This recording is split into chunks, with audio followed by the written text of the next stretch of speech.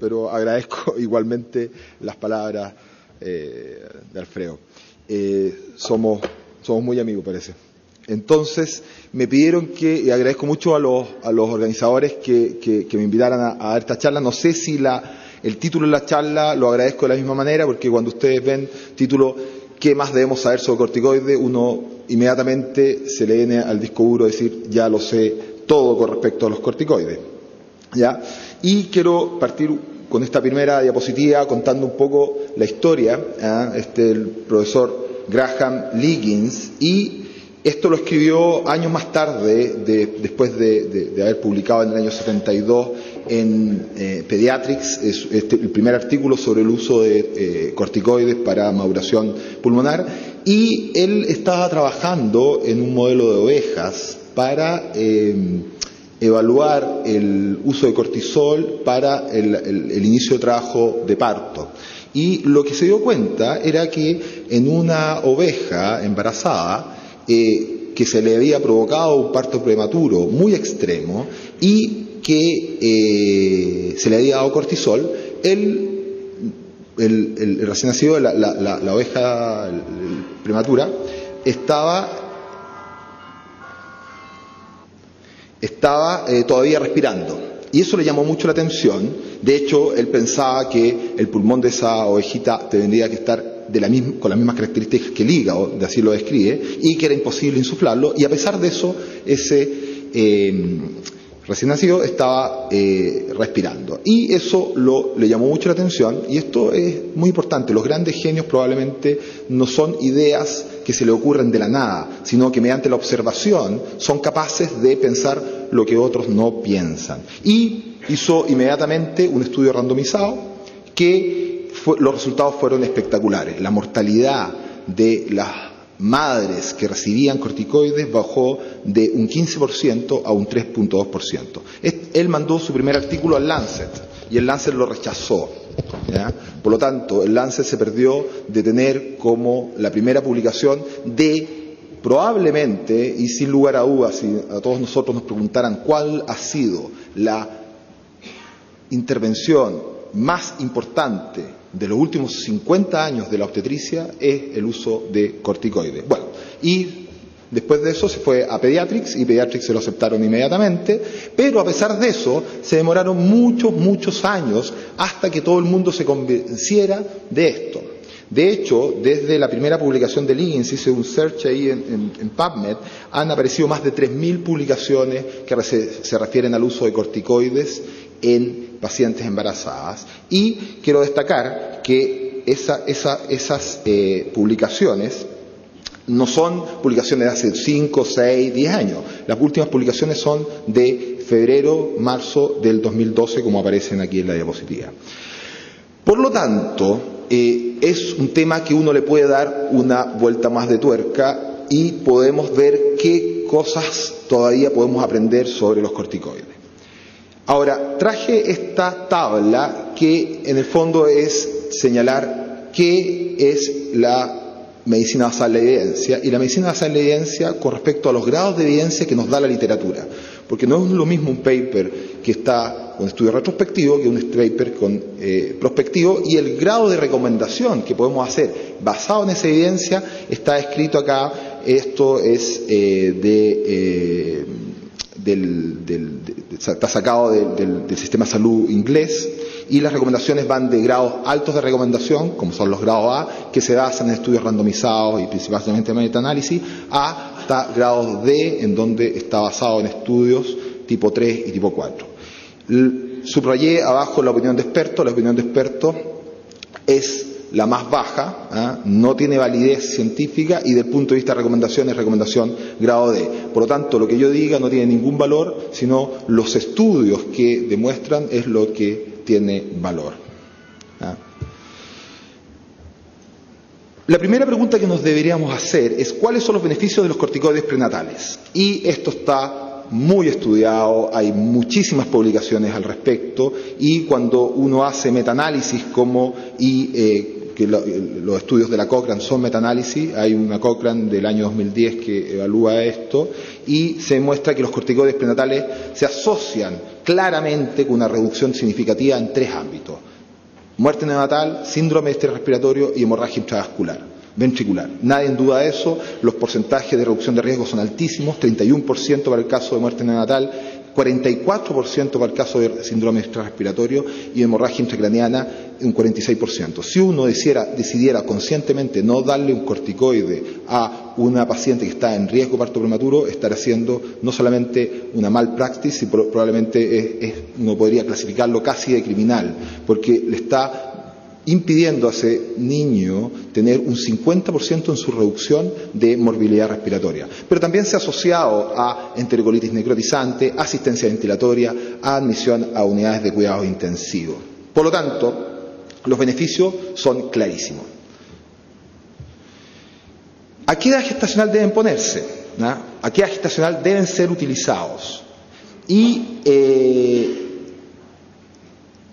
esta misma publicación Cochrane que plantea que los médicos debiéramos ofrecer, hay evidencia que soporta fuertemente con un grado de recomendación tipo A y con estudios 1, 2 cruces, que significan estudios randomizados de metaanálisis, debemos ofrecer a las pacientes corticoides entre las 24 semanas y las 34 más 6 semanas. Antes de las 24 semanas, entre las 22 y las 24 semanas, hay estudios también como y los grados de recomendación son más bajos, son grado C, porque no es tan clara la evidencia que antes de las 24 semanas el beneficio sea tan importante como después de las 24 semanas, y esto es producto del grado de madurez pulmonar y el grado de estructuración del árbol bronquial y de los alvéolos.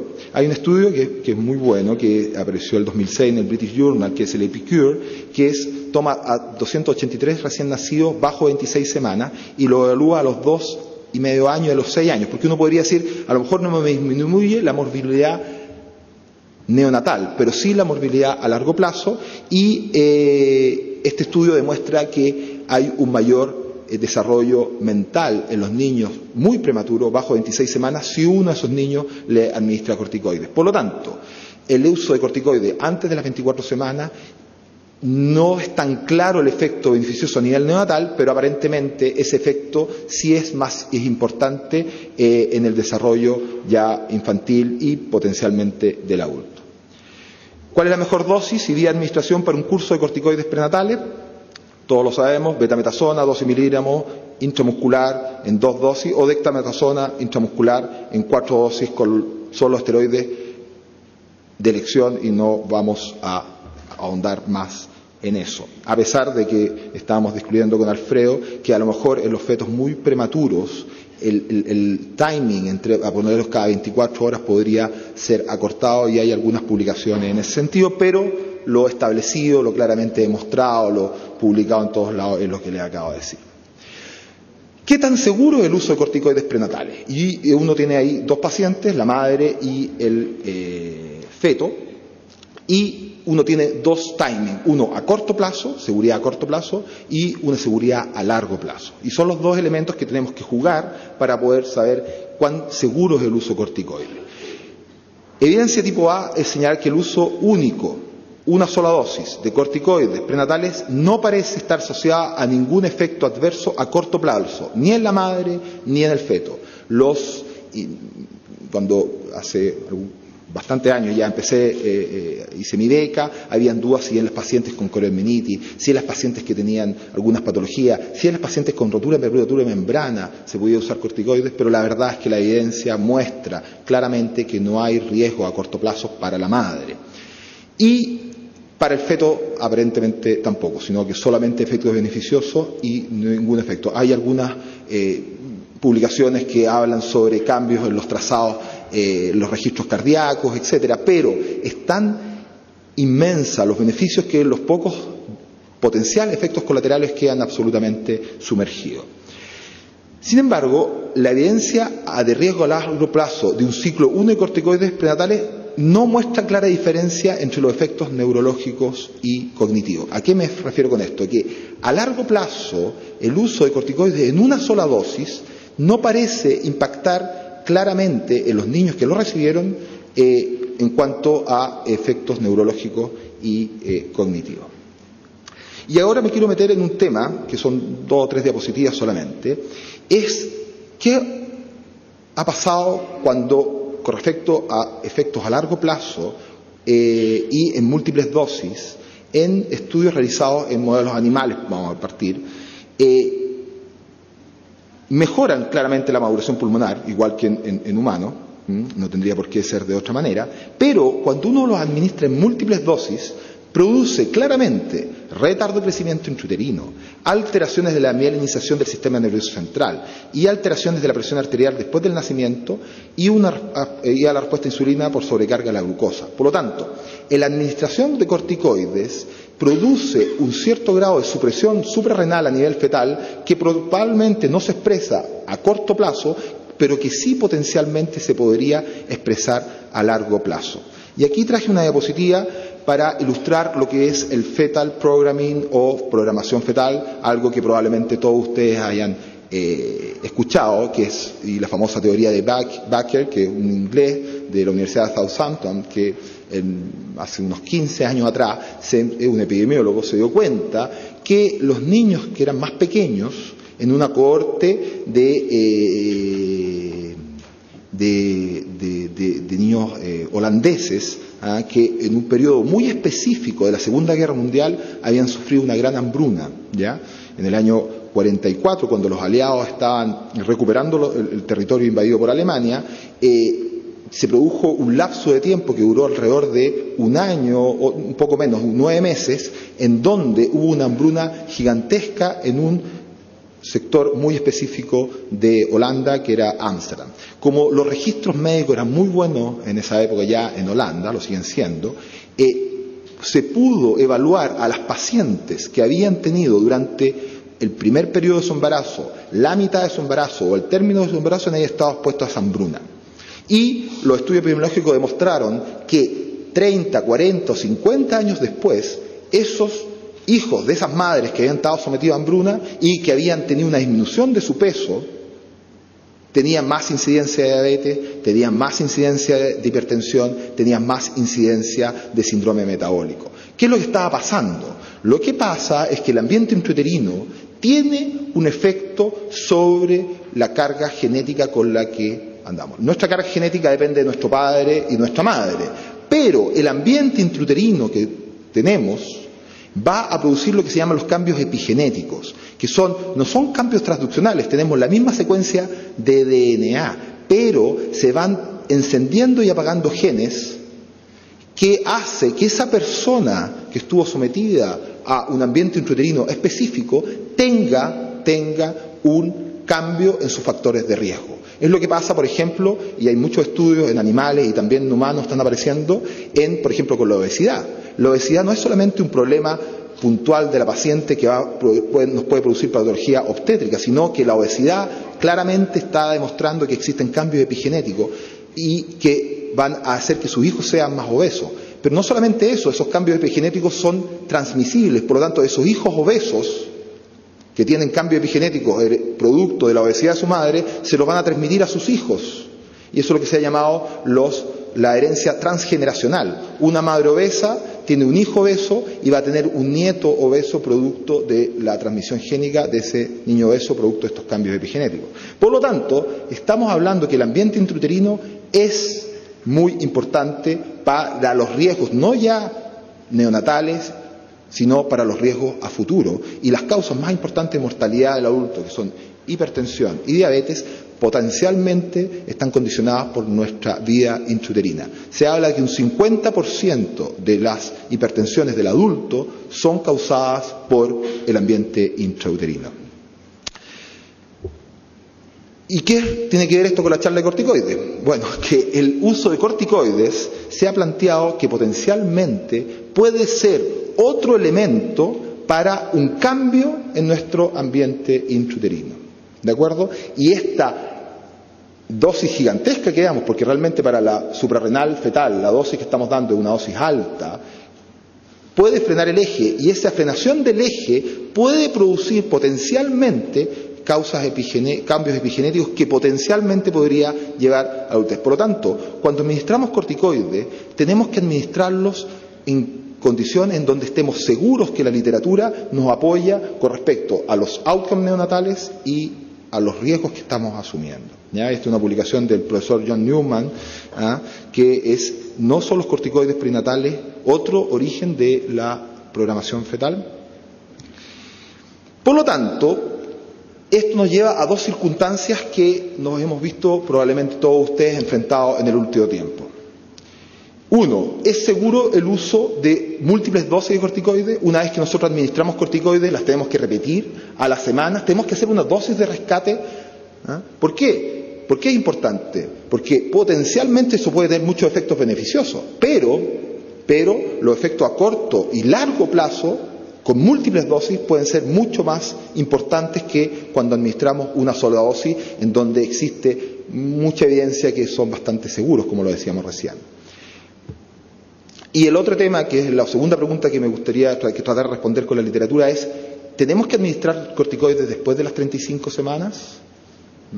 No sé si a todos ustedes les ha pasado que de repente lleguen a operar una clínica, van a interrumpir una cesárea en forma electiva a las 38 semanas y le dicen: ¿le puso corticoides, doctor? ¿Y por qué tendría que ponerle si hasta las 35 semanas, 34 más 6? ¿Es seguro? ¿No es seguro? ¿Hay que hacerlo? ¿No hay que hacerlo? Y eso es lo que vamos a tratar de responder.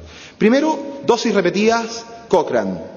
Si ustedes se van a la Cochrane, esto es del año 2006 y es un metaanálisis para evaluar la eficacia y seguridad de las dosis repetidas de corticosteroides prenatales.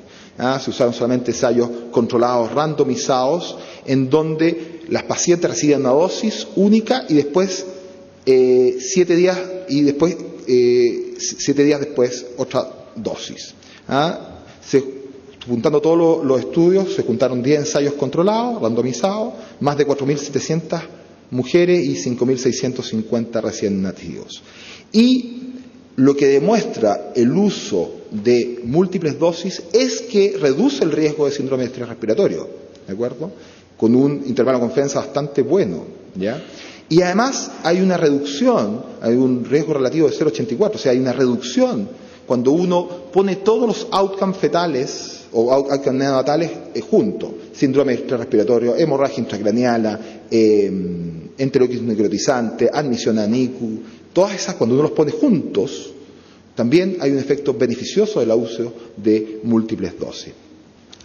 Sin embargo, todos estos estudios, o un porcentaje importante de estos estudios, demostraban que estos niños que recibían múltiples dosis tenían menos peso al nacer. Ahora, la evidencia que hay actual no demuestra un daño a corto plazo, pero está bajo peso al nacer. Recordar, no se los dije recién, pero en el estudio de Baker de los niños de Ámsterdam, de la hambruna de Ámsterdam, que así se llama esa cohorte, la disminución de peso era de 3,450 kilos, esos niños bajaban a 3,150 kilos, o sea, una baja de 300 gramos. Esos niños no eran retardo de crecimiento intrauterino, sino que una baja de 300 gramos se asociaba ya a patología del adulto. Por lo tanto, la disminución del tamaño nacer, un niño que es más pequeño comparado con el potencial genético que tiene, nos debe hacer pensar si es seguro o no es seguro dar múltiples dosis. Otras revisiones, otro metaanálisis, determinar los riesgos y beneficios de múltiples dosis de corticosteroides. Este es un artículo que apareció en el año 2010, 11 ensayos clínicos randomizados, y los resultados principales de este estudio es que está asociado a disminución de la ocurrencia de cierta patología neonatal a corto plazo, pero hay una disminución significativa del peso de nacimiento y de la circunferencia craneana. La circunferencia craneana en los estudios de oveja está dada principalmente por un tamaño de cerebro más chico. No es solamente que se disminuye la circunferencia craneana, sino que el cerebro de las ovejas tratadas con múltiples dosis es más pequeño y tienen menos mielinización. Y los estudios con múltiples dosis en humanos muestran circunferencia craneana disminuida. No se le han hecho biopsias cerebrales a esos niños, ustedes estarán de acuerdo conmigo que no le hayan hecho, pero la circunferencia craneana es más pequeña. Estos son los resultados, vamos a apurar un poco porque está mirando Ricardo que me apure. Entonces, otro estudio del Pediatrics, también del año 2010, y fue hecho para determinar los efectos de los cursos repetidos a largo plazo, a los 18 o 24 meses, no ya a los resultados neonatales, ¿ya? Y esto también evidencia que hay un potencial mejora, pero estos niños son más chicos, ¿ya? Son niños que tienen un crecimiento menor. Y esta última publicación, que es del año 2011, del año 2008, que es un estudio colaborativo, el MAX, que fue publicado en el Lancet del año 2008, que señala que existe efecto beneficioso, una cohorte grande, casi 2.000 pacientes que se randomizaron a una dosis de corticoides y múltiples dosis de corticoides que se dan cada 14 días hasta las 33 semanas o hasta que se produjera el parto. Y estos, los que reciben múltiples dosis, como señala aquí en el último punto, pesaban menos, eran más pequeños y tenían una circunferencia craneana más pequeña. Por lo tanto, los cursos repetidos de corticoides prenatales reducen la incidencia y la gravedad de la patología neonatal respiratoria, pero los beneficios a corto plazo se asocian con una reducción del peso y la circunferencia craneana. Cursos semanales de repetición no son recomendados y eso es evidencia tipo A. Nadie puede, hoy día con la evidencia que existe, nadie debería estar dando dosis repetidas o semanales o cada 2 semanas de corticoides. También uno podría pensar, bueno, pero ¿qué pasa si doy una sola dosis? Le doy una dosis a lo mejor muy temprano a la paciente a las 26, 28 semanas y posteriormente pasan 3, 4, 5 semanas, estoy a las 32 semanas y la paciente recién empieza con el trabajo de parto, ¿le debo dar una dosis de corticoide? El estudio MAX hizo ese subanálisis y no hay ningún beneficio de darle una dosis de rescate de corticoide. Por lo tanto, tampoco la evidencia apoya que la dosis de rescate de corticoide tenga que ser utilizada. Pero ¿qué pasa después de las 34 semanas? ¿Mejoran los corticoides el outcome de los recién nacidos a corto y largo plazo? Y la verdad es que aquí nos tenemos que cambiar un poco la idea. ¿Por qué se ha planteado el uso de corticoides? Y es porque las tasas de complicaciones respiratorias, ventilación mecánica, sepsis del recién nacido, hipoglicemia, admisión a UCI neonatal y hospitalizaciones por más de 5 días en los niños de 37 semanas va hasta un 4%, hay un riesgo relativo de 4. Esos niños a las 37 semanas no están en niños de término. Y incluso a las 38 semanas, un niño tiene 2 veces más riesgo de hacer todas estas patologías que acabo de mencionar, comparado con un niño de 39 semanas. Estos estudios están hechos este estudio se hizo específicamente, todos los estudios que están al lado, que se han publicado en el New England en el año 2009 y en el Obstetric and Gynecology en el 2008, British Medical Journal en el 2008, son hechos en niños anglosajones. ¿Por qué hago esta distinción?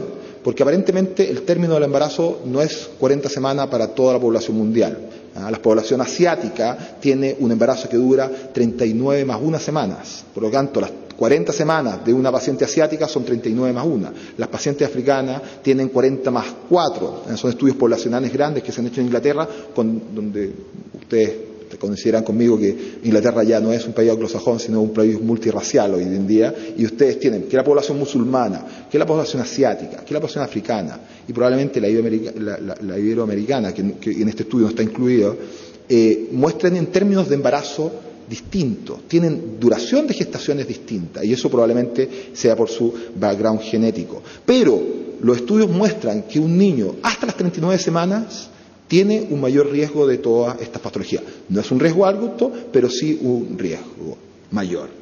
Y distintas publicaciones han tratado de elucidar si debiéramos usar corticoides entonces. ¿Por qué si un niño tiene mayor riesgo de estrés respiratorio, tiene mayor riesgo de patología respiratoria, no vamos a usar corticoides para tratar de evitar estos riesgos? Y se han hecho distintos estudios. Este es un estudio que apareció el año 2010, en donde se randomizaron 100 pacientes, 50 a usar corticoides después de las 34, entre las 34 y las 36 semanas, y que tenían indicación de interrupción electiva por cesárea electiva, y otro grupo que no recibieron corticoides, y se comparó el APGAR, el desarrollo del síndrome de estrés respiratorio. Y estos estudios demuestran efectivamente que el uso de corticoides tiene un efecto beneficioso en las potenciales complicaciones neonatales.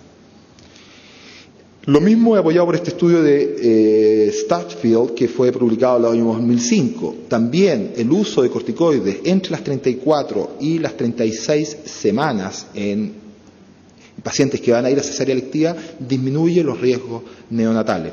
No voy a entrar, pero el que quiera le puedo pasar estas publicaciones. Demuestran lo mismo, disminución del riesgo neonatal.